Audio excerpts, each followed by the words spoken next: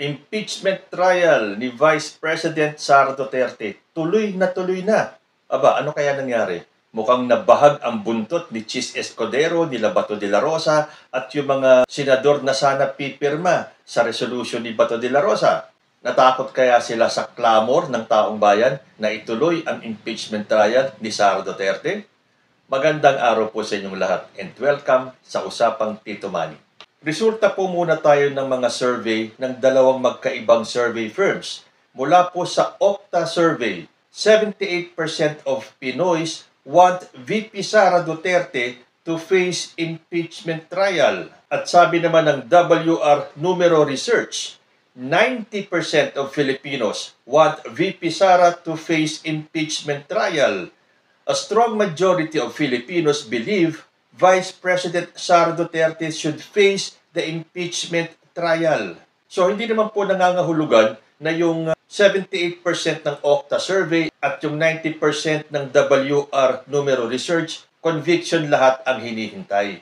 Malamang dito, meron din naman yung mga gusto lang harapin ni Sara Duterte yung impeachment trial. Dahil kung walang kasalanan, bakit matatakot harapin? So ito ang kanyang pagkakataon para ipaliwanag at linisin ang pangalan niya na sinasabi ng kanyang defense team at sinasabi mismo ni Sara Duterte. Ito ang pagkakataon para linisin ang kanyang pangalan. Ano kaya ang panlilinis niya? Yung dugo galing sa bloodbath? Ito naman ang siniguro ni Senators Gatchalian and Tolentino. Sabi po sa GMA News, VP Sara's impeachment trial to proceed on June 11. Senators Sherwin Gatchalian and Francis Tolentino assured the public that the impeachment trial of Vice President Sara Duterte will proceed on June 11. Wala namang choice ang Senado. Hindi ito desisyon ng mga senador. Ito ay constitutional responsibility ng mga senador. Walang uncertainty kasi dapat namin sundan ang konstitusyon. Klaro sa konstitusyon na kailangang i-convene ang impeachment court once na na-transmit na sa Senado ang articles of impeachment. Sabi ni Tolentino sa isang interview, dapat mag-convene kasi tatanggapin namin ang articles of impeachment formally. Yung pagko-convene is part of the trial itself. Yun yung simula when you take an oath. Tolentino said it is possible to finish the impeachment trial in 19 days until June 30. So nagpresenta po ng timeline si Senator Tolentino. Sabi sa kanyang timeline, June 11 constitutes impeachment court. 10 days for submission of the respondent's response. June 22, reply of prosecutor. June 23, submission of trial brief. Opening statement in the afternoon. June 24 to 25, presentation of evidence on the part of prosecution. June 25-26, yun naman presentation ng defense. June 27, rebuttal, prosecution in the morning and defense in the afternoon. June 28, 1 hour each for oral argument, defense and prosecution. June 29, closed door meeting. And June 30, render of judgment. Kaya lang, Tolentino has yet to present this to the Senate. Tolentino also said the prosecution can narrow down the 7 articles of impeachment just like during the impeachment of Chief Justice Renato Corona where it was narrowed down from 8 articles to 3 articles. Both Gatchalian and Tolentino also agreed that failing to convene Duterte's impeachment court could cause integrity issues for the Senate. Sabi ni Gatchalian, ang Senado ay guardian of democracy. Dapat itong panindigan dahil isa yan sa pinakamahalagang trabaho ng Senado para may pananagutan o accountability yung mga mataas na personalidad. Ayaw nating magkaroon ng credibility problem at integrity issues. Pero mukhang malabong masunod yung timeline ni Tolentino. Pero basta sa tingin ko, hindi masusunod yung timeline na yon. At hindi rin sang-ayon si incoming Senator Panfilo Lacson sa timeline. Sagot ni Ping Lacson regarding the proposal for an expedited impeachment trial of Vice President Sara Duterte, iginiit ni Ping Lacson, they only need to convene and start the trial, period. Yun na nga po kasi ang kailangan lang mag-convene at umpisan ang trial. At yan po ay magtutuloy-tuloy na. Paano yung resolusyon ni Bato de la Rosa na kumakalap siya ng mga pirma para ibasura ang impeachment trial? Meaning, hindi na magkakaroon pa ng impeachment trial. Pagtatakpan na para kay Bato, gagawing legal ang pagnanakaw sa gobyerno. Sabi po dito sa Inquirer, no resolution seeking to dismiss the impeachment trial against Vice President Sara Duterte has reached the table of Senate President Chis Escudero. The Senate chief confirmed the matter in a press conference on Monday, June 9. Wala pa rin ako nakikitang resolusyon. Yung nilabas niyong resolusyon, kayo naman ang naglabas doon, hindi naman ang Senado. Hanggat walang fina-file, wala kaming maaaksyonan o inaaksyonan. Escudero says he refuses to discuss a resolution that has not been formally filed. Sabihin nyo na bahag ang buntot ni Bato de la Rosa at hindi itinuloy ang pagpapapirma ng resolution na yon. At ano itong sinasabi ni Escudero? Hanggat walang fina-file, wala kaming maaaksyonan o inaaksyonan. Dahil ang katotohanan niyan, wala talaga kayong maaaksyonan dahil yan po ay labag sa batas. Hindi po nakalagay sa konstitusyon na pwede kayo magpapirma ng resolution para wag matuloy ang impeachment trial. Marami na pong eksperto ang nagsasabi niyan. Ang sabihin ninyo na bahag kayo sa dami ng Pilipino, sa dami ng grupo, sa dami ng eskwelahan, pati ang Philippine Bar Association, yung mga may alam sa batas, ay hinaharas kayo para ituloy nyo ang impeachment trial. Hinaharas dahil yan po ang sinabi ng defense team ni Vice President Sara Duterte. Sabi po dito sa balita sa GMA News, VP Sara Duterte's lawyers, impeachment process not a political tool. Although para sa kanila po, sa defense team ni Sara Duterte, gusto nilang ituloy ang impeachment.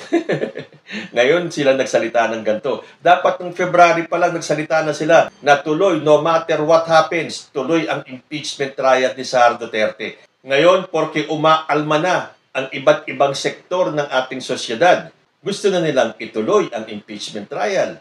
At yan din naman ang sinabi ni Sara Duterte. Gusto niya ng bloodbath. Gusto niya dumanak ang dugo. Dahil diba, inihantulad pa ni Sara Duterte ang kanyang impeachment trial sa crucifixion. Na anong ibig niya sabihin? Siya si Jesucristo na ipinako sa krus na walang kasalanan? Pakalayo naman nun, Sara. Sabi po dito sa balita, the defense team of Vice President Sara Duterte stood firm Monday that they are ready to face the charges should the impeachment trial proceed, but stressed that the process should not be used as a weapon to harass political opponents.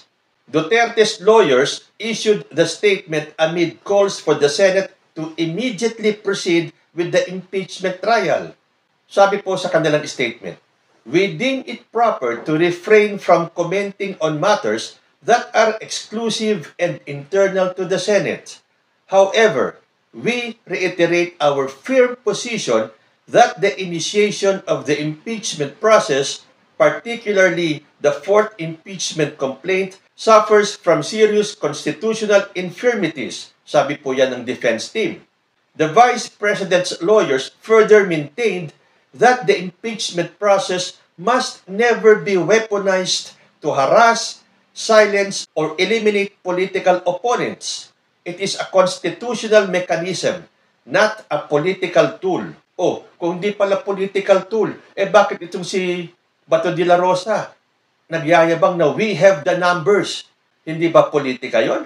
Kung if you have the numbers pala, tulad ng sabi ni Bato, bakit pinipilit nyo wag matuloy yung impeachment trial at may pareso-reso pa kayo?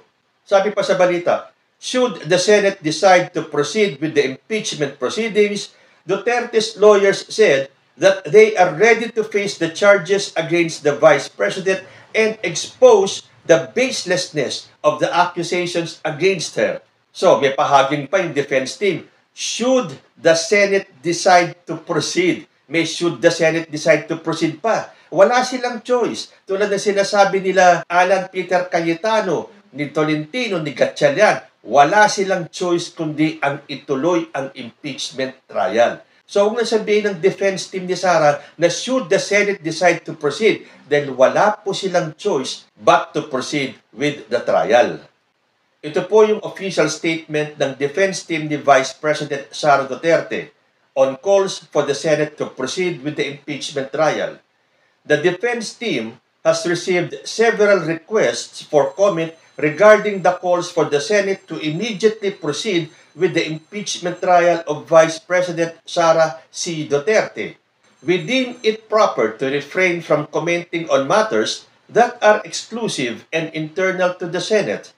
However, we reiterate our firm position that the initiation of the impeachment process, particularly the fourth impeachment complaint, suffers from serious constitutional infirmities. The impeachment process must not be weaponized to harass, silence, or eliminate political opponents. It is a constitutional mechanism, not a political tool. Nevertheless, should the Senate choose to proceed, we stand ready to confront the charges and expose the baselessness of the accusations against the Vice President. Dito ako nagtataka sa sinasabi ng defense team na wag daw i-weaponize to harass, to silence, or eliminate political opponents. Sino po ba ang nanghaharas sa grupo nila? Yung iba't ibang sektor ng ating society na galit na at pinipuwersa na silang ituloy ang impeachment trial? To silence ba? To silence ba yung gusto mong marinig, yung side naman ni Sara Duterte? Dahil ang gusto ng taong bayan, kung walang tinatago, bakit natatakot harapin? So, that is not to silence you. We have to hear you. Gusto naming marinig ang depensa ninyo. And eliminate political opponents. Sino ang gustong eliminate dito? Yung pag na-convict si Sara, hindi na siya pwedeng tumakbo sa 2028? Hindi po yung elimination. Ito po ay accountability. Kung wala siyang kasalanan, wala siyang dapat ikatakot. So para sa akin, opinion ko lang to itong sinabi ng defense team na to, na yung impeachment process ay ginagamit to harass, silence, and eliminate political opponents, sa tingin nyo lang yan. Dahil para sa taong bayan, wala pong hinaharas. Yung pong humihiling, yung iba't ibang sektor na humihiling na ituloy ang impeachment trial, at harapin ni Sara Duterte ito, hindi po yan panghaharas. Yan po ang boses ng nakararaming Pilipino na gustong magkaroon ng accountability. Again, yung silence, mas gusto ng Pilipino na marinig ang side ni Sara Duterte. At yung to eliminate political opponents, bakit kayo natatakot? Kung wala kayong kasalanan, hindi mai-eliminate si Sara Duterte for President sa 2028. So, aabangan po natin ang mga susunod na kaganapan. Pero tinitiyak ng ibang mga senador, yung mga senador na may integridad pa rin na tuloy ang impeachment trial ni Sara Duterte. Kayo po, ano ang masasabi ninyo? Comment lang po down below and I will see you in my next video. Diyos ti Agnina.